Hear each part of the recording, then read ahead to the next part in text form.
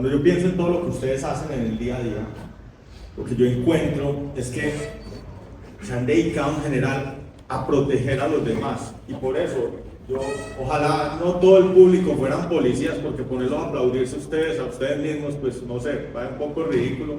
Pero de parte mía sí les doy un agradecimiento gigantesco por su gestión, por su labor, por su compromiso. Y esa es la tarea que yo creo que les han inculcado a través del tiempo, donde ustedes se han dedicado a proteger a los demás. Y la reflexión con que vengo hoy es: ¿están ustedes protegiendo el futuro de ustedes y de sus familias? Probablemente muchos de ustedes lo están haciendo. Pero traigo esta reflexión porque en muchos casos nos pasa que nosotros, por ejemplo, los que no estamos en el servicio, muchas veces no estamos protegiendo a los propios. Somos irresponsables en nuestras decisiones financieras. Muchos vivimos al día, no tenemos ahorros y no sabemos qué va a pasar con la pensión. Suele pasar.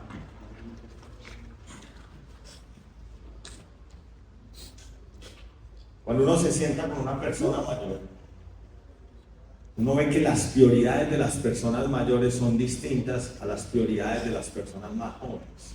Y todo es de perspectiva, pero cuando uno piensa en el largo plazo, esa visión de la persona mayor te habla como de las cosas importantes de la vida. Se han hecho varios ejercicios de encuestar personas en su lecho de muerte. Y van y los entrevistan y les preguntan de qué se arrepienten. Les preguntan qué hubieran querido como hacer distinto. Y en muchos casos se arrepienten de haber trabajado mucho, siempre hubieran querido trabajar menos. Se arrepienten de no haber compartido con los seres queridos. Ahí está como el grueso de las cosas que importan. Y traigo esa reflexión porque cuando uno piensa sobre pues cuáles deberían ser las prioridades de la vida de uno debería pensar en cuál es el legado que deja o cómo va a ser recordado particularmente por las personas con las que creó un hogar, o con los hijos o con quien compartió. Como lo decíamos ahora, creo yo y espero que muchos de ustedes estén acá por propósito, por esa gana de proteger a una sociedad. Pero el objetivo al que quiero llevarlos hoy es que mientras hacen eso, también ustedes deberían pensar en cómo protegerse a ustedes mismos y a sus familias. Hoy vamos a hablar un poco del tema de propiedad raíz. Yo voy a tratar de darle los fundamentos generales de cómo se crea la libertad financiera y de cuáles son los vehículos o cuáles han sido los vehículos que desde mi experiencia son más eficientes para generar tranquilidad financiera en el largo plazo. Como toda buena historia, siempre hay un héroe, ustedes, siempre hay un villano, ¿de acuerdo? Siempre hay unos objetivos que lograr y siempre debería existir un final feliz. Y eso es lo que yo voy a tratar de mover alrededor de esta presentación con ustedes. Hoy el villano que yo planteo es que creer que una vida de servicio garantiza automáticamente el futuro financiero de las familias. Y eso no es del todo cierto, como no es cierto lo que nos pasa a nosotros los que estamos fuera de las fuerzas militares, que creemos que trabajar duro por 35, 40 años nos garantiza independencia financiera. ¿Cuántas personas conocen ustedes que una vez terminan de emplearse, empiezan a pasar serias dificultades? ¿Cuántos de ustedes tienen casos en sus familias de personas que se jubilan y las deben sostener los más jóvenes? Y pasa en todos los sectores, es lo más increíble. Nosotros, por ejemplo, hemos tenido la posibilidad de sentarnos con varios futbolistas exitosos del país, personas que tienen ingresos mensual. Había uno que tenía ingresos por hora de 27 millones de pesos, que a sus 34 años le había dado la vuelta a todo el mundo, que se había sentado con los líderes de la industria del fútbol más importantes. Lo grave de toda la situación es que estos tipos terminan los 34 años y la estadística habla que en menos de 5 años ya se han divorciado y están en ruina absoluta, porque no tienen los conceptos que les permiten guardar esos patrimonios y crear patrimonios que les generen independencia financiera o libertad financiera. Y el tema nunca tiene que ver con la cantidad de ingresos que uno tiene que ver con la forma en que uno actúa sobre lo poco que tiene o lo mucho que tiene. Este enemigo que nosotros tenemos no es un enemigo de carne y hueso, son las creencias. Y es que en nuestra cultura hay una cantidad de creencias negativas que nos impiden el desarrollo económico o en libertad financiera. Mi mamá es una que cada cierto rato se acerca, conoce mis compañías, conoce el trabajo juicioso que hacemos y cada rato me dice: Lucas, recuerda que la ambición rompe el saco. ¿Han escuchado afirmaciones de ese tipo? ¿Quién de ustedes considera que en Colombia hay una cultura que ve el dinero como algo negativo? Viene muy desde la religión. ¿No han escuchado? Yo no soy el más religioso, pero ¿cómo es lo de que más fácil? ¿Cómo? El camello, El camello por ese lado. Entonces,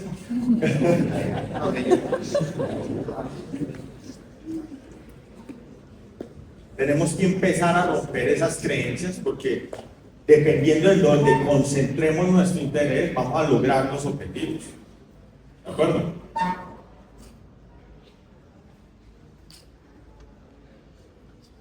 Uno en la vida, muchas de las cosas, uno de los mayores problemas que tenemos es no actuar.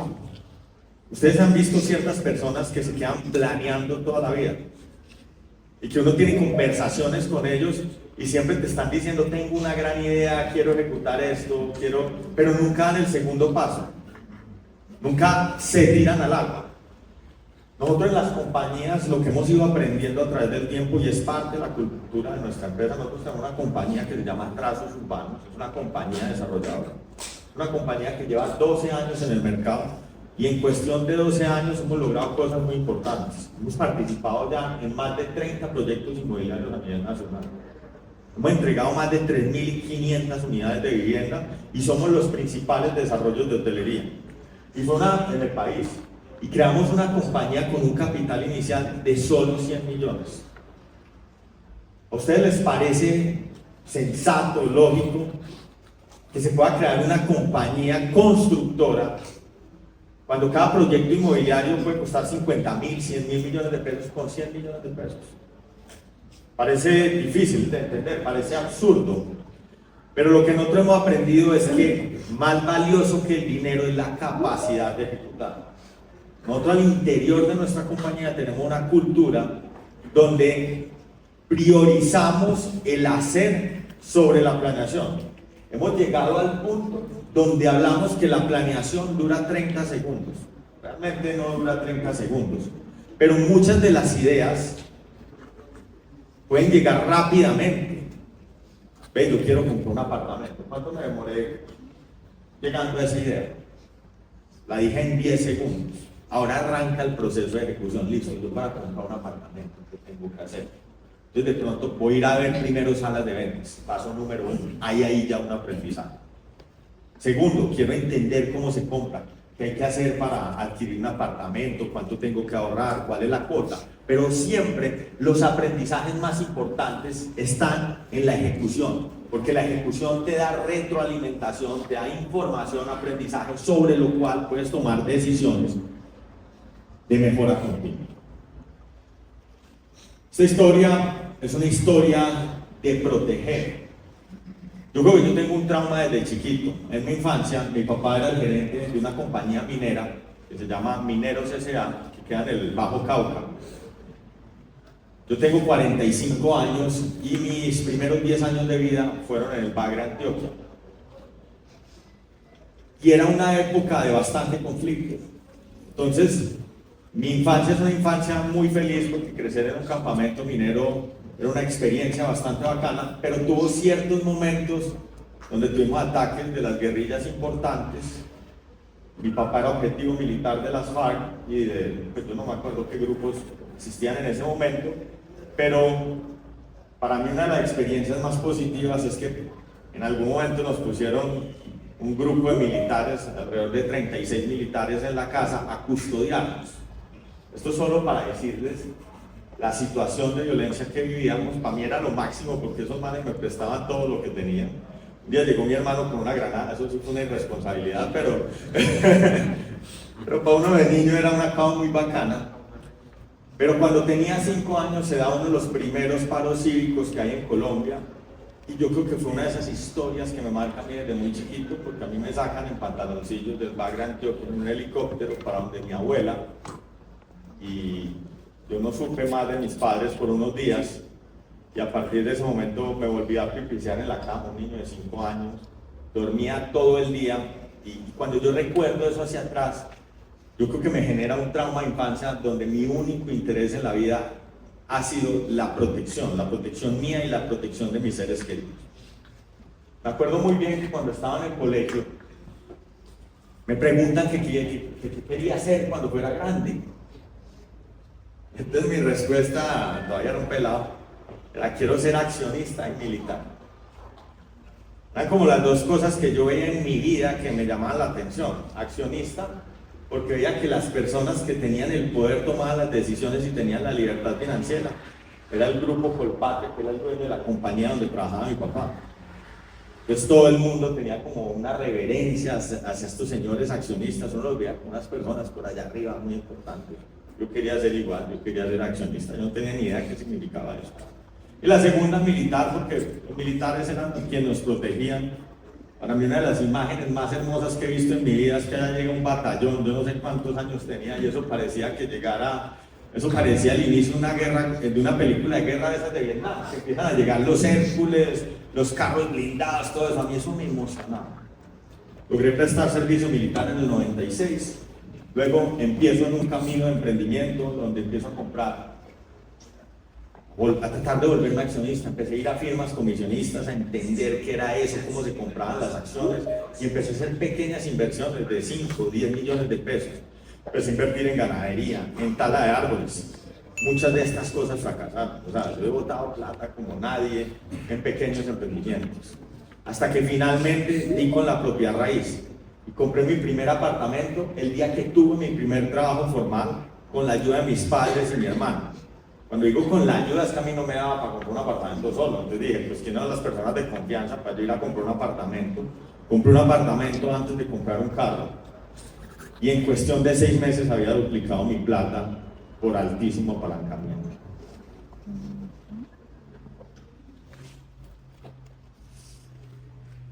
Yo intenté emprender solo y en ese camino tuve bastantes aprendizajes, pero yo creo que al final del día es como todo en la vida. Yo creo que muchos de ustedes han tenido formación, esa formación se la han dado unos mentores y eso les permite hacer mejor su trabajo y han tenido una cantidad de aprendizajes. Cuando uno habla de la libertad económica de uno, también uno debería tener mentores. Lo que pasa es que nuestra cultura no es común. Aquí en el colegio le enseñaron algo de finanzas personales. ¿No quieren participar o a ninguno le enseñaron? A ninguno. Luego, los que han tenido estudios académicos superiores les han hablado de las finanzas propias, cómo manejar un presupuesto, la diferencia entre ahorrar e invertir. ¿Algunos le han enseñado algo de eso o lo han ido aprendiendo porque alguien se lo pone? Yo tuve 2 mentores. Mi madre, que fue la única de su casa de 7 hijos que no pudo estudiar, y desde muy pequeña tenía un trauma también, porque ella decía, yo soy la única de malas que no pudo estudiar. Desde muy pequeña me inculcó los valores del trabajo duro, del ahorro y la educación.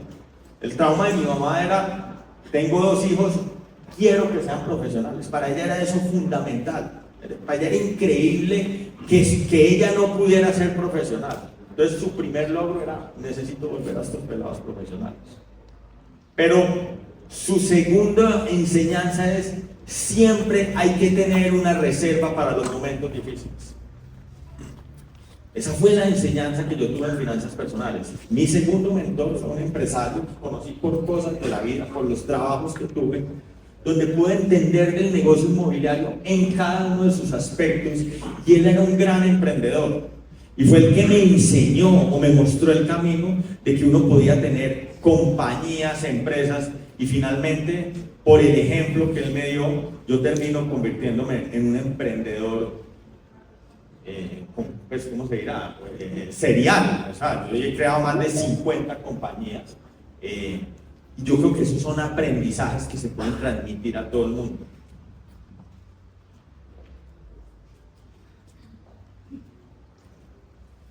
Yo creo de los descubrimientos más importantes que yo he tenido a través de estos 45 años, donde he tenido una obsesión desde chiquito en protegerme, en crear castillos, en crear los suficientes ahorros para poder vivir, para poder tener tranquilidad. He encontrado que no existen fórmulas mágicas, pero que sí hay una manera diferente de pensar, y yo creo que esa es la reflexión más importante que ustedes se deben llevar. Y es que no hay soluciones rápidas a todo este tema de la libertad financiera. Hay que entender que los patrimonios se construyen y la creación de patrimonio es un tema que toma tiempo, que hay que hacer las debidas diligencias y que cada una de las oportunidades que aparecen, ustedes lo invitan a invertir en un pequeño negocio, a invertir en un CDT, a comprar un apartamento. Es fundamental siempre estudiar cada una de esas alternativas y no creer en lo que le digan las personas. Cada decisión se planea, pero en la planeación no se puede quedar. Siempre hay que tomar el impulso y tomar la decisión, así esas decisiones luego salgan costosas porque uno se equivoca.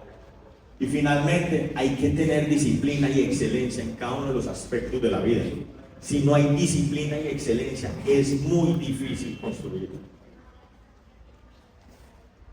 Parte de la protección que ustedes la dan todos los días también se entiende con la creación del patrimonio. Existen hoy historias de grupos familiares cuyo patrimonio ha venido creciendo a través de los años y que hoy tienen libertad financiera por el resto de la vida.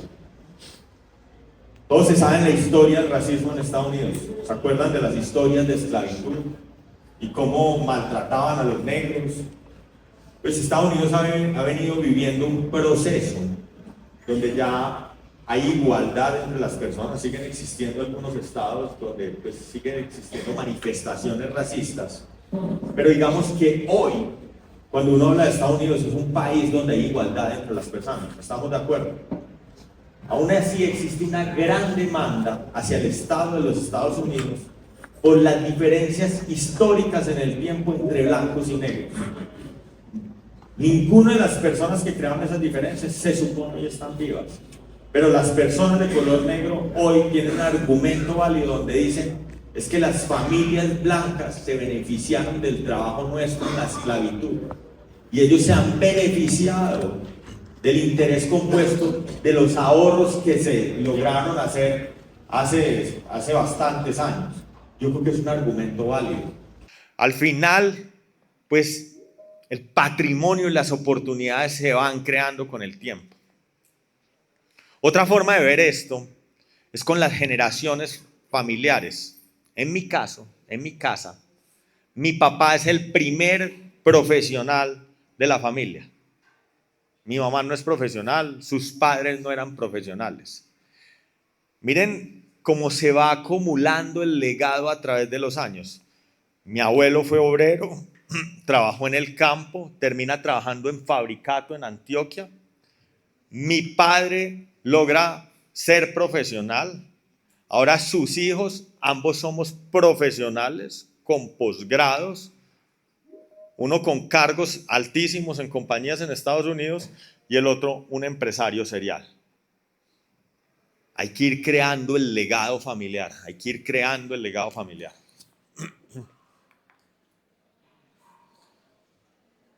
Al final yo creo que todo es un tema de estructura mental, de la forma de pensar.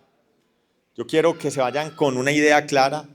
El patrimonio es una forma de protegerse. La libertad financiera nace de construir activos. ¿Quiénes de ustedes tienen activos que les generan flujo de caja positivo mensual? La idea es que todos deberían empezar a crear activos, desde tener ganado hasta tener apartamentos, hasta tener acciones. No sé si es que tienen sueño, pero muy poquitos levantaron la mano. No sé si es que es un diagnóstico preocupante, pero llama la atención. De verdad no creo que levantaron más de 4 o 5 la mano. Eso es bastante preocupante. No hay momento perfecto. Siempre que a uno le hablan de patrimonio, todo el mundo dice, este no es el momento de invertir. La verdad, siempre es el momento para invertir. Hay un concepto que es el del interés compuesto. Muchos de ustedes se ven bastante jóvenes. Hay una ventaja en empezar temprano. Ya a mi edad, 45 años, ya es tarde. Ojalá uno empezara a ahorrar desde los 20, desde su primer trabajo. Y al final todos son ejercicios de disciplina. Yo pesaba 116 kilos. Cuando les digo yo pesaba, ahora peso 87. 116 kilos y miro hacia atrás, era todo un tema de hábitos y de disciplina. Y así es con cada uno de los aspectos de la vida. ¿Cuál es la disciplina para lograr inversiones y lograr patrimonio? ¿Cuál es la disciplina para lograr buenas relaciones, tener un buen matrimonio? ¿Cuál es la disciplina para bajar de peso y estar en forma? Yo quiero dejarlos con esta idea.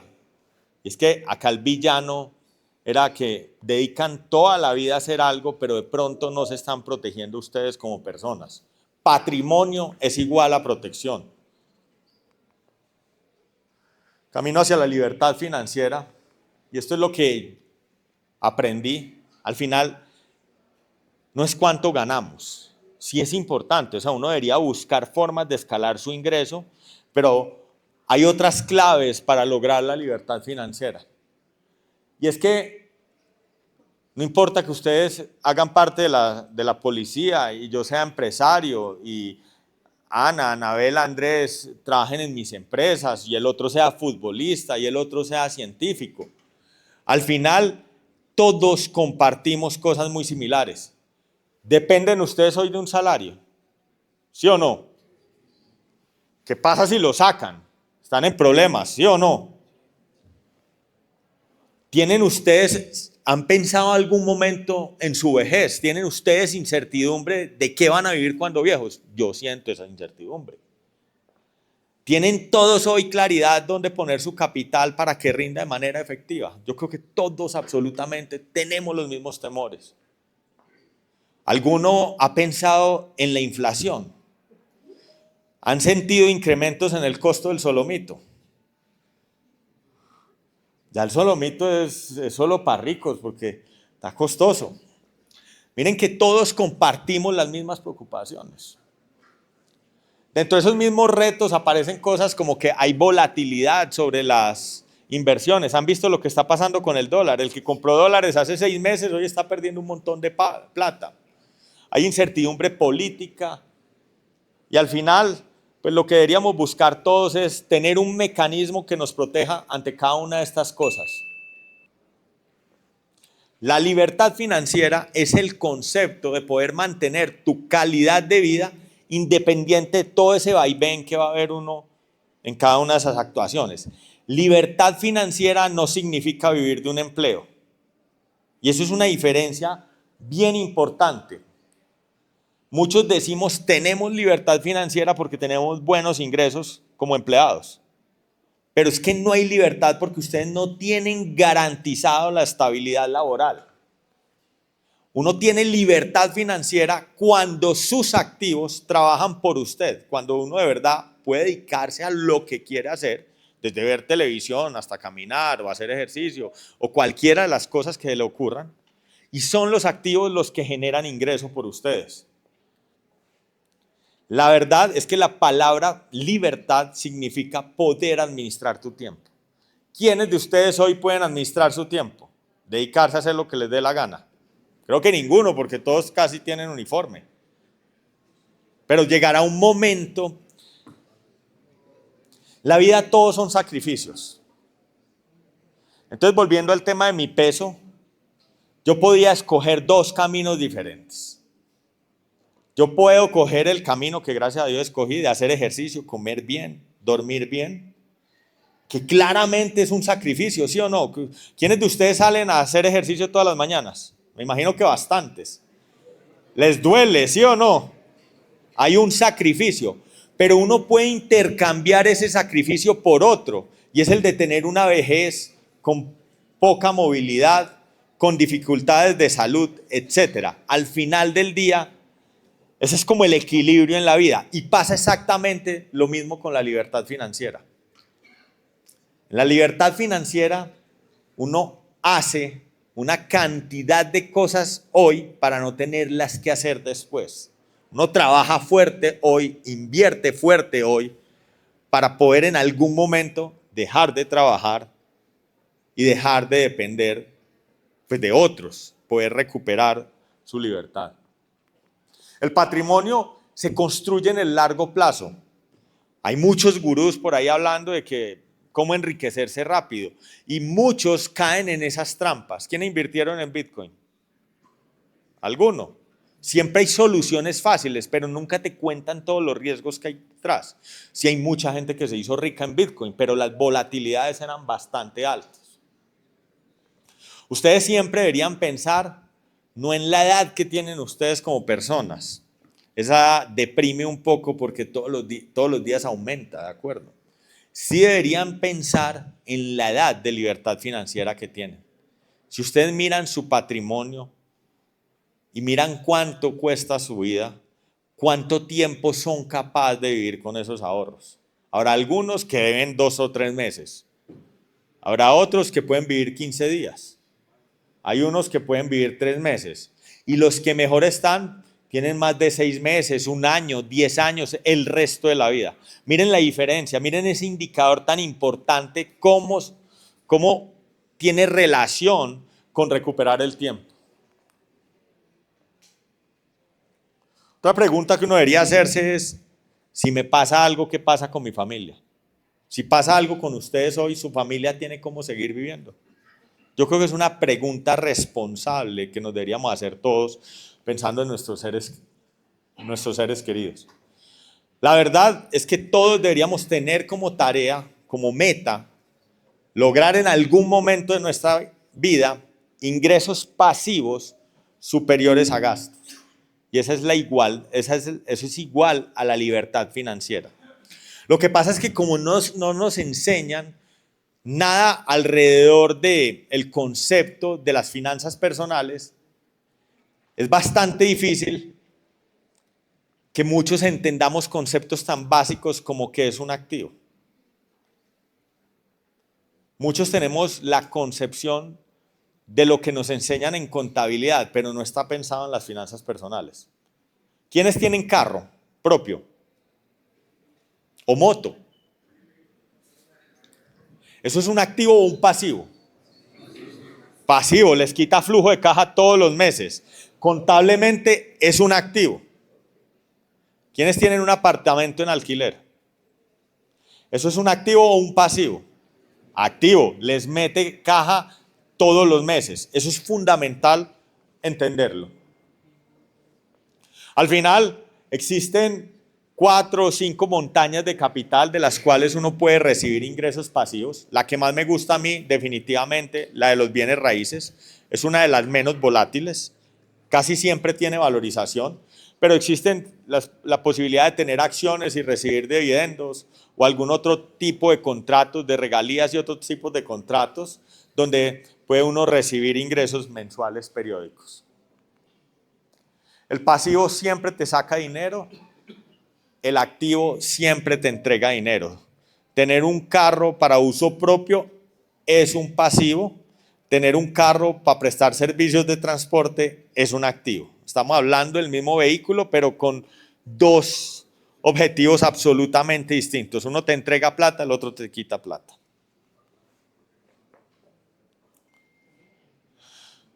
Muchos de nosotros cometemos un error grande y es en la medida que vamos creciendo en nuestra carrera profesional, empezamos a adquirir cosas que nos quitan libertad. ¿Les ha pasado? ¿Quién se ha metido cada vez que le suben el salario en una deuda más grande? Es bastante común. Entonces, en vez de ganar libertad financiera, la vamos perdiendo. Hay que entender la diferencia entre ahorrar e invertir. Ahorrar es guardar la plata y ponerla segura. Invertir es asumir un riesgo para obtener mayores rentabilidades. En el largo plazo uno esperaría mejores resultados al invertir. ¿Dónde rinde más la plata? ¿Debajo del colchón o comprando un lote de engorde? ¿Dónde rinde más la plata? ¿En una cuenta de ahorros o de pronto en un negocio alrededor de la ganadería o en algún negocio corporativo? En algún momento vale la pena empezar a tomar inversiones, siempre teniendo el equilibrio entre riesgo y beneficio. Esto se paró.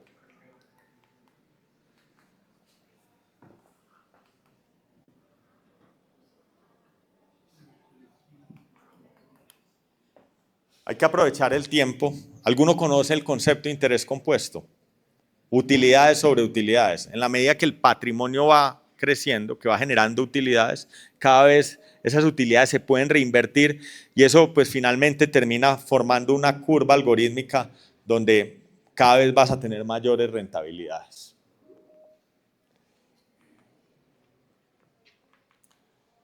Al final, pues lo que uno busca es el crecimiento del capital. ¿Qué pasaría si hubieran comprado un apartamento hace 10 años? ¿Han pensado en eso? De pronto ya estaría pagado en su totalidad, ya tendrían un activo. Lo que pasa es que al final del día el tiempo nunca para. Lo que sí pasa es que uno no toma las decisiones en el momento correcto. Entonces mi invitación es a esa reflexión, nuevamente, como con el ejercicio. ¿Qué sacrificio prefiero hacer? ¿Prefiero ese sacrificio actual o tener dificultades en el futuro? Siempre es como un equilibrio o buscar cómo cambiar esas alternativas.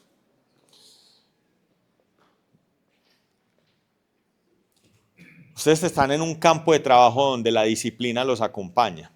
Ustedes tienen una ventaja muy grande sobre el resto de la población. Esa ventaja ustedes la deberían materializar en poder lograr la visión del largo plazo. Todos ustedes salen a hacer ejercicio todos los días, están apostando por el largo plazo. Ahora tomen esa misma disciplina para empezar a crear estabilidad familiar, patrimonio, educación, activos, un legado familiar. En todo este tema de las inversiones, siempre hay que hablar de cuáles son las alternativas de bajo riesgo, las de medio riesgo y las de riesgo mucho más alto. Y todo esto va cambiando en la medida que ustedes van madurando como personas. Las personas jóvenes pueden adquirir riesgos más altos. Cuando ya se acerca la jubilación de uno debe ser mucho más conservador en las decisiones que toma. No es el momento para perder el patrimonio. Al final, en todo este tema de los negocios, lo que hay es hipótesis y uno hace apuestas porque cree que hay más cosas positivas que negativas. Por eso siempre es fundamental el estudio, siempre hay que estar revisando diferentes alternativas. Y ustedes como tarea deberían ponerse juiciosos en ese sentido. En los mercados van a encontrar de todo. Hay acciones, hay criptomonedas, hay propiedad raíz. A mí particularmente lo que más me gusta es la propiedad raíz. Ha sido mucho más estable en Colombia la propiedad raíz que la inversión en acciones, en criptomonedas, en cualquiera de estas cosas. Y ha sido mucho más potente. Eso se los explico ahora más bien. Quiero contarles otra historia. Cuando yo estaba más pequeño, me preguntaban qué quería hacer cuando fuera grande. Mi respuesta inmadura siempre era: quiero ser rico. ¿Alguno de ustedes ha querido ser rico? Todos, pues yo creo. La medida que he ido creciendo, he entendido el concepto y creo que es mucho más importante entender este concepto. Uno debe llegar a un punto en su vida donde puede tomar decisiones por sí solo, no depender de otros, donde pueda tener tiempo, proteger a la familia y ayudar a otras personas. Eso es un propósito superior. Y mi invitación es que piensen en ese sentido.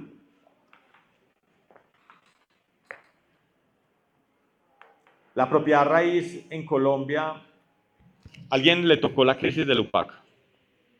Están muy jóvenes, ¿verdad? Más o menos en el 98, el sector inmobiliario colombiano se quiebra.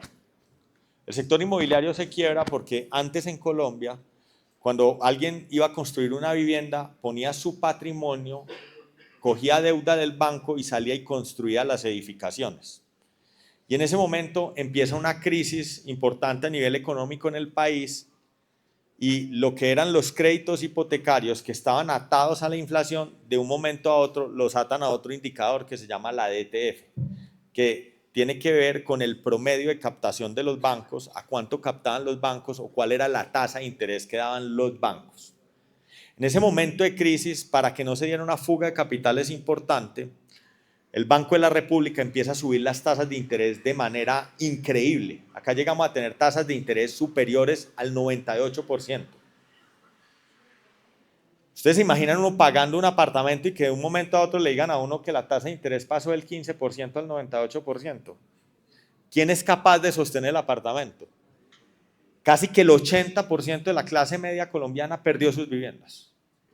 En ese momento nace todo, pues cambia todo el sistema y aparecen los fideicomisos. Aquí alguno ha comprado un apartamento a través de fiducia inmobiliaria, conocen el concepto. Hoy existen entidades financieras que son las que salvaguardan el capital de las personas. Y esa historia es relevante porque desde ese momento, desde el 98, en Colombia, la vivienda formal que se produce siempre está vendida. Siempre hay compradores y hay punto de equilibrio. Nunca hay sobreoferta. En Colombia no existen grandes fondos de inversión que estén creando edificios para alquilar o para vender de manera especulativa.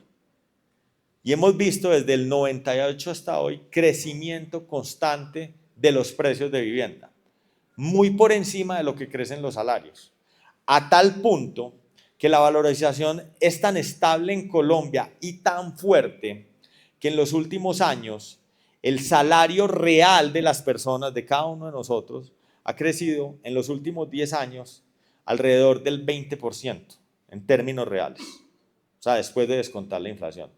La vivienda se ha duplicado. O sea que hace 10 años ustedes eran capaces de comprar casi el doble de área que las que son capaces de comprar hoy. Y eso va a continuar así, porque en Colombia es difícil producir vivienda. Todo mercado donde la producción sea menor a la demanda son mercados que van a continuar valorizándose. En el tema de bienes raíces hay diferentes tipos de inversión. Esto es como en el ganado. ¿Alguien ha invertido en ganado en algún momento? En ganado, pues yo les voy a dar mi curso rápido sobre ganadería. Yo he intentado invertir en esto en varias ocasiones. Lo poco que he aprendido del tema de ganado es que hay dos tipos de vacas, las que engordan y las que dan leche. ¿Sí o no? La diferencia entre las que engordan y las que dan leche es que la que da leche te da plática todos los días. Eso es como el alquiler en los apartamentos. Te da flujo de caja. Y la que engorda es más especulativa. Hay que esperar que llueva, que el pasto crezca, que la vaca engorde rápido, que le den buena sal, pero cada 2 años o 2 años y medio creo que es que demora un animal de esos en engordar, sale un animal gordo y te entra mucha más plata. Lo mismo pasa en los apartamentos. En los apartamentos uno puede tener vaca lechera o vaca engorde. La vaca lechera es que yo tengo un apartamento o tengo un hotel o tengo cualquier otro de los activos que existen en el sector inmobiliario para la renta, con la idea de que todos los meses me llegue el flujito de caja. Por otro lado, hay personas que no necesitan el flujo de caja de manera inmediata, mensual, porque tienen otras fuentes de ingresos y dicen, voy a ir a comprar activos para ganarme la valorización. Y entran a comprar inmuebles en su etapa de preventa y construcción, que puede durar 3 años, para poderse ganar la valorización. Es como la vaca de engorde. Empiezan a poner pequeñas cuotas para pagar pues, la unidad inmobiliaria y al final salen y venden y obtienen una valorización importante.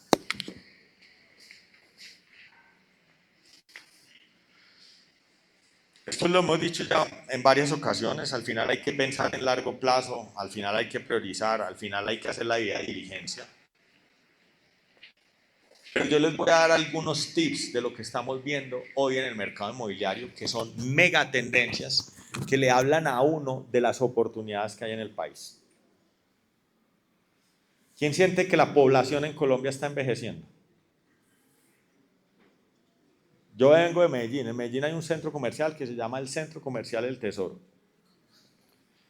Si todas las tendencias continúan como van, en cuestión de 10 años ir al centro comercial El Tesoro va a ser bastante interesante porque uno va a poder ir a ver a todas las jovencitas de 60 años.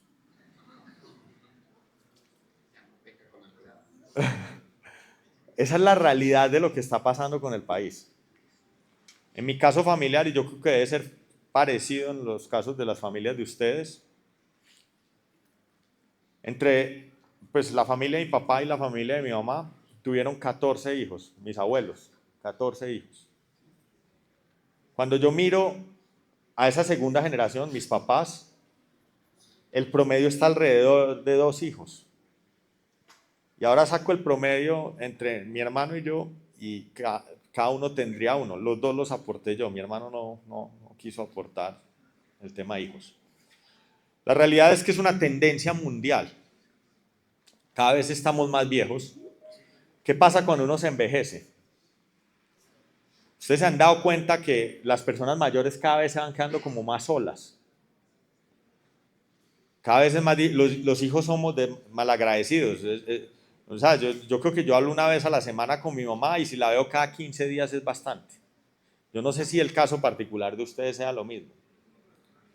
Hoy, una de las grandes oportunidades que hay en el sector inmobiliario es empezar a pensar en productos para el adulto mayor. ¿Han escuchado alguna vez los conceptos de senior living o de comunidades para personas mayores? Esa es una oportunidad interesante. Pero esas oportunidades son interesantes cuando uno piensa en el valor agregado que necesitan las personas mayores. Yo creo que uno de los aspectos más importantes que necesita una persona mayor es compañía. Es tener amigos cercanos, es poder jugar dominó con alguien, es poder ir a una peluquería, es poder cuidar su longevidad, hacer deporte, que alguien lo guíe, que alguien le dé propósito de vida. Primera oportunidad que quiero que entiendan. Segunda oportunidad en el sector inmobiliario hoy. Colombia es un país con déficit habitacional. En Colombia existen 18 millones de familias, son bastantes familias, pero faltan 5 millones de hogares. ¿A ustedes les parece eso justo? ¿Cuántos casos de personas conocen ustedes que viven de manera con hacinamiento en sus hogares? ¿Han escuchado historias de personas que viven en apartamentos de 45 metros y viven 5 o 7 personas? Eso existe porque no hay suficientes hogares en el país. Una de las segundas oportunidades que existe en el país es en el tema de vivienda, particularmente vivienda para la renta. Porque es que hay tantas personas viviendo apretadas que se necesitan muchos más hogares. Pero se necesitan muchos más hogares porque también ha cambiado la forma en que vivimos. Donde mis abuelos vivían mis 2 abuelos y sus 7 hijos, 9 personas en un hogar, en una casa muy cómoda. Pero, ¿quién de ustedes hoy tiene un grupo familiar de más de 4 personas? Por favor, levante la mano. Papás e hijos. 1, solo 1. 2. No, pero que vivan en el mismo hogar. No que los papás viven en un lado y los hijos en otro, sino en el mismo hogar. Yo no sé si no quieren participar o están haciendo mal la tarea. La realidad es que hoy la mayoría de los hogares son de 2 y 1 persona. Y lo más común es que sea una persona y un animal, ¿o no están de acuerdo? Entonces lo que nos está pasando hoy en el país es que necesitamos o hay un crecimiento exponencial de los hogares. Y eso nos da otra oportunidad de inversión. Cada vez necesitamos más hogares, hay una oportunidad gigantesca para comprar apartamentos y obtener valorización o para alquilar esos apartamentos. Está en la demanda. Le pregunto a alguien, ¿quién siente que los arriendos en Colombia han bajado? Suben como un berraco. Y es por estas tendencias. La presión es absoluta. Una ciudad como Medellín tiene los alquileres más altos de Colombia. Pero el fenómeno no es de Medellín, es de todo el país. Lo otro que sucede es que cada vez estamos más solos. Después de la pandemia es más común la virtualidad, ¿estamos de acuerdo? Pero adicionalmente es más común ser nómadas. Muchas más personas, cada vez uno ve que la gente viaja más. Hace rato dejó de ser popular la foto en la playa, pero ya sí es común ver fotos de las personas por todo el mundo, trabajando en todo el mundo, facturando en todo el mundo. Los hogares se fraccionan. Mi hermano lleva viviendo en los Estados Unidos 10 años. Mi papá está llegando a los 80 años. Yo digo que mi hermano alcanza a ver a mi papá de 5 a 10 veces más en su vida, siendo muy optimista. Cada vez estamos más solos. La propiedad raíz debería convertirse en el mecanismo para volver a unir las personas. Yo no sé cómo viven ustedes normalmente, si tienen casa propia o viven acá en alguna de las edificaciones, pero el común de la gente vive en edificaciones donde tienen muchos vecinos, pero no conocen a ninguno. ¿Quién de ustedes sabe el nombre del vecino del frente? Bastante difícil. Aunque viven en una ciudad como Bogotá, que creo que tiene 7 millones de habitantes, hay sentimiento de soledad. Una de las grandes tendencias que viene en el mundo son los conceptos de edificaciones pensadas como servicios donde integren a las personas. Y ustedes me lo van a entender muy bien porque aquí estamos en un club. Los edificios van a ser como el Netflix. La gran mayoría de las personas no va a tener cómo comprar un apartamento. Porque están costosos los apartamentos. Bastante costosos. ¿Está el metro cuadrado costoso? Sí. Hay un problema gigantesco de accesibilidad. Cada vez va a ser más difícil comprar apartamentos. Pero igual hay que alquilar un apartamento. Lo que estamos viendo como una de las tendencias más importantes en propiedad raíz es que muchos de los nuevos proyectos saldrán para la renta, donde ojalá ustedes puedan ser inversionistas de esos proyectos para que se beneficien y puedan crear sus rentas pasivas. Pero la diferenciación entre los edificios o la ventaja competitiva en los edificios o por lo que la gente va a querer escoger los edificios es porque esos edificios van a funcionar como el Netflix. ¿Qué pasa con el Netflix o con el Uber? Ustedes pagan por el servicio, ¿sí o no? Uno paga por el servicio, pero el servicio genera valor agregado. En Netflix usted ve la película que quiere ver sin propagandas. El valor agregado en la propiedad raíz es que me creen comunidad o tribus alrededor de los edificios donde yo vivo. Ustedes viven en una tribu muy especial y por eso tienen estos clubes y comparten una cantidad de valores. Pero en la vida civil se pueden crear otras tribus. Tribus alrededor de la edad, los senior living. Tribus alrededor de los hobbies. Entonces hay personas que les gustará la carpintería, hay otros que les gusta el deporte, hay otros que son fanáticos religiosos. Se pueden crear tribus alrededor de cosas tan sencillas como caminatas, club de paseos, la pesca, no sé, empezar a hacer edificios pensados para tribus específicas y ahí va a haber una ventaja competitiva gigantesca en los edificios. Al final, cuando uno piensa ¿qué hace diferentes a los edificios? Uno tiene que pensar en lo básico, en el sentido común, en las necesidades de las personas. ¿Qué necesitan hoy las personas? ¿Cómo debería yo buscar un proyecto inmobiliario para invertir para que sea competitivo? Las personas necesitan cosas más baratas, porque tenemos un problema para pagar. Darle accesibilidad a la vivienda. Para darle accesibilidad a la vivienda hay dos maneras. O política económica, generar subsidios, ayudarle a la gente, o nos toca a nosotros hacer producto más chiquito. Por eso se ha venido popularizando el producto más chiquito, para que la gente lo pueda pagar. Lo segundo que hay que lograr, mejorar la calidad de vida de las personas. Hoy, ¿cuál es el factor que más afecta la calidad de la vida de las personas? Ustedes me van a entender súper bien porque están en Bogotá. El tiempo de transporte. ¿Quién de ustedes pasa más de 1 hora montado en un carro para ir y venir al trabajo? En el mundo se inventaron una vaina que se llama la ciudad de 15 minutos. Y es que la calidad de vida de las personas mejora de manera radical cuando caminan al trabajo. Pero realmente las personas tienen que hacer 5 o 6 actividades en su vida cotidiana. Trabajar, dormir, compras, salud, educación, entretenimiento. Los productos más competitivos en la propiedad raíz tienen que ver con la ciudad de 15 minutos y son edificaciones en puntos centrales de las diferentes ciudades, alrededor de donde usted encuentre, en una distancia menor a 800 metros, que es lo que camina una persona normal en 15 minutos, las 6 actividades que les acabo de decir. Eso es una ventaja competitiva inmensa en el tema de la propiedad raíz. Hay otra oportunidad en el país. Vivimos en un país mágico, un país espectacular. Y tiene que ver con la vivienda turística o la vivienda de renta turística. Una ciudad como Medellín se ha popularizado muchísimo en turismo. Formatos como los de Airbnb y la hotelería han crecido bastante. Hay oportunidades interesantes.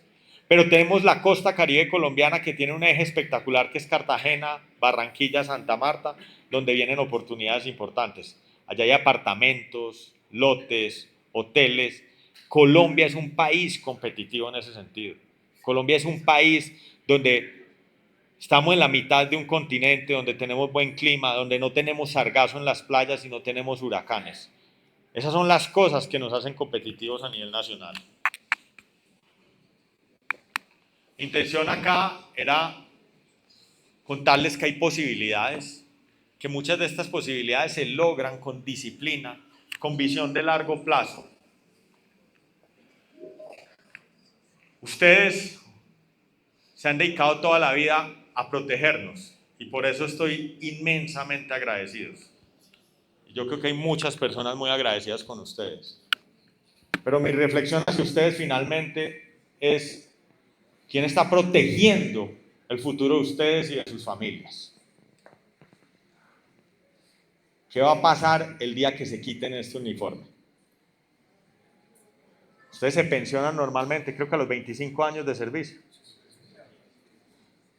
Mi pregunta es: ¿suficiente esa pensión? En el caso de los civiles, yo no sé cómo es el esquema de ustedes. Nosotros nos vamos a pensionar con mucho menos de lo que nos estamos ganando. Y el sistema de pensión en Colombia está en crisis.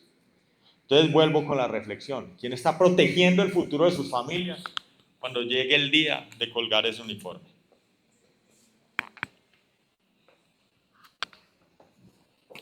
Ese uniforme lo van a guardar, pero su obligación real o su misión es la de proteger a esas familias por siempre. Y yo creo que una de las formas de hacerlo es con la creación de patrimonio. Señores, eso era lo que les traía. Ojalá entren en el camino de las inversiones y empiecen a tomar decisiones de largo plazo con disciplina. Muchas gracias.